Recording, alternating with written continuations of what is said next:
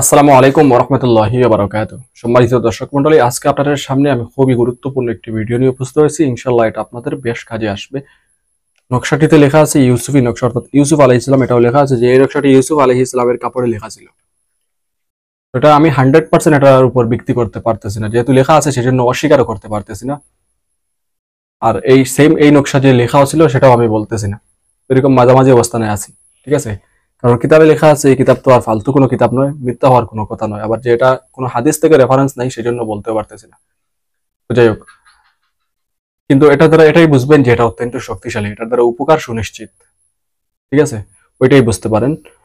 তো একই আপনার ঠিক রাখতে হবে। আমি যেরকম আপনাকে বলছি যে নকশার যে এটা ইউসুফ আলাইহিস ইসলামের সাথে সেম এই নকশাই ছিল, এটা আমি একদম ক্লিয়ার ভাবে বলতে পারতেছি না, ঠিক আছে, অস্বীকারও করতে পারতেছি না। আপনি কিন্তু আমল করার বেলায় এরকম করতে পারবেন না যে আমি আমল করি দেখি হয় কিনা।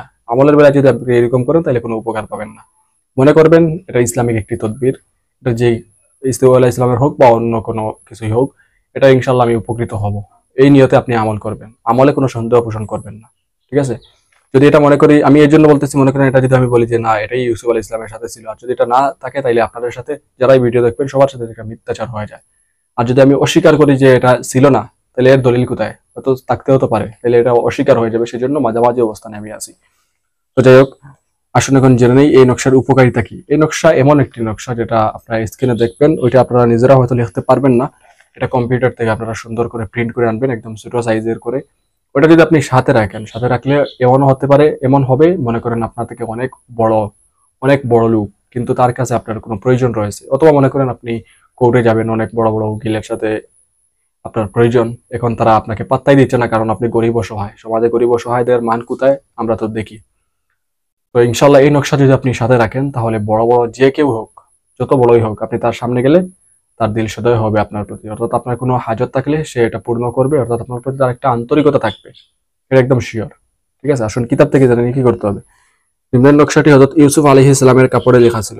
যে ব্যক্তি এই নকশা লিখে সাথে ব্যবহার করবে, সে ব্যক্তি সকলের নিকট তার সম্মান থাকবে। রাজা, বাদশাহ, মন্ত্রী, উচ্চ পদস্থ কর্মকর্তাগণ সকলেই তাহার বাধ্যগত হইবে। নকশাটি এই। এটা মানে এটা নয় যে আপনি এটা করবেন আর প্রধানমন্ত্রী আপনাকে ফোন দিবেন আপনার বাধ্য হয়, এরকম বোকামি নয়। আপনি যদি সেই লেভেলের হয়ে থাকেন বা এর চেয়েও একটু কম, কিন্তু চাইলে এটা সম্ভব, ওইরকম হলে সেটা ভিন্ন কথা। বা আপনার এই তদবিরের উসিলায় এটা হওয়াও হতে পারে, ঠিক আছে, এটা অস্বীকার করতেছি না।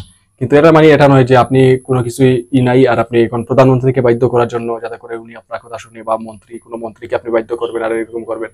অর্থাৎ অবস্থা বুঝে ব্যবস্থা নেবেন, ঠিক আছে। আপনার অবস্থা থেকে যতটুকু আপনার পারা, তার চেয়ে যদি একটু বেশি হয় তাহলে আপনি আমল করতে পারেন। আর আকাশচুম্বী কোনো স্বপ্নের জন্য আপনি আবার এটা করবেন বলতে পারেন, তাইলে এখানে এমপি মন্ত্রী ওদের কথা লেখা কেন?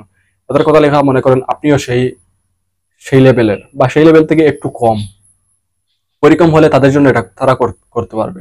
বা আপনিও করেন, হইলে হইতে পারে। একদম যে না আবার হ্যাঁ ওইরকমও কোনো কিছু নয়, ঠিক আছে। আবার অনেকে উল্টাপাল্টা বুঝবেন, উল্টাপাল্টা প্রশ্ন করবেন, বলবেন তাইলে আপনিও এটা করে প্রধানমন্ত্রীর সাথে বন্ধুত্ব করেন না কেন, বড় বড় মন্ত্রী মিনিস্টারদের সাথে বন্ধুত্ব করেন না কেন? এটার উত্তর হচ্ছে আমি সেই লেভেলের না, সেজন্য আমি তাদের জন্য যদি এটা করি এটা দ্বারা উপকৃত হব না, ঠিক আছে। তো এটা মনে করেন আপনার থেকে আপনার অনেক বড় লোকের সাথে আপনার প্রয়োজন প্রয়োজন রয়েছে, আগেও বলছি এখনো বলতেছি, প্রয়োজন রয়েছে, কিন্তু আপনার পক্ষে সম্ভব না তার সামনে যাওয়া, বা সে আপনাকে কোনো পাত্তাই দেবে না, কেয়ার করবে না। তাহলে আপনি এটা করতে পারেন, দেখবেন সে আপনাকে কেয়ার করবে, পাত্তা দেবে, এমনকি সে ভালো ব্যবহার করবে, সুন্দরভাবে আচরণ করবে, আপনাকে গুরুত্ব দিয়ে আপনার কাজ করবে।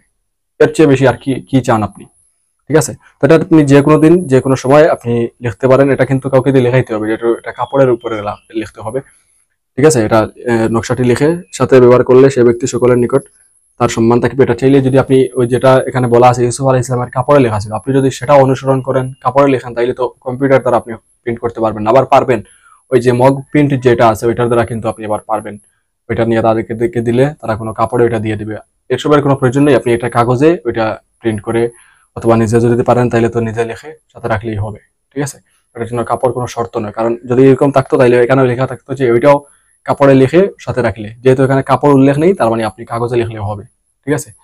তো এরকম করেন, ইনশাল্লাহ অত্যন্ত উপকার পাবেন। যে কোনো দিন যে কোনো সময় এটা লেখা যাবে, সাথে রাখা যাবে, যতদিন পারেন সাথে রাখবেন, ভালো ভালো উপকার পাবেন ইনশাআল্লাহ। তো যাই হোক, আজকে ভিডিও এই পর্যন্ত। আশা করি ভিডিওটি আপনাদের অত্যন্ত উপকারে আসবে। পরবর্তী ভিডিও দেখার আমন্ত্রণ জানিয়ে বিদায় নিলাম। সবাই ভালো থাকুন, সুস্থ থাকুন। আসসালামু আলাইকুম ওয়া রাহমাতুল্লাহি ওয়া বারাকাতুহু।